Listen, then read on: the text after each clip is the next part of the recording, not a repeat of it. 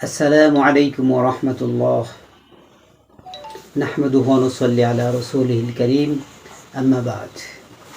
প্রিয় দেশবাসী, নির্বাচন নিয়ে কিছু গুরুত্বপূর্ণ কথা তুলে ধরব ইনশাআল্লাহ।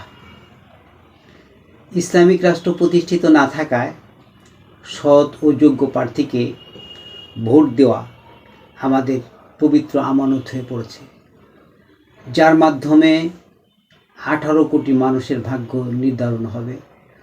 যদি আপনি একনিষ্ঠভাবে ন্যায় নীতিবান, ইনসাফগার, আমানতদার, পরহেজগার প্রার্থীকে নির্বাচিত করার জন্য ভোট দেন, আপনার প্রার্থী নির্বাচিত হোক আর না হোক, তা আপনি বিজয়ী।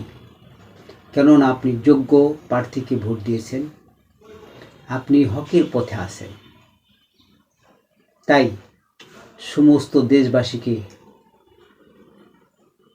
অনুরোধ করব যে আপনারা দেখে শুনে চিন্তা ভাবনা করে সৎ ও যোগ্য প্রার্থীকে নির্বাচিত করার জন্য আপনাদের সুচিন্তিত মতামত ব্যক্ত করবেন ইনশাআল্লাহ।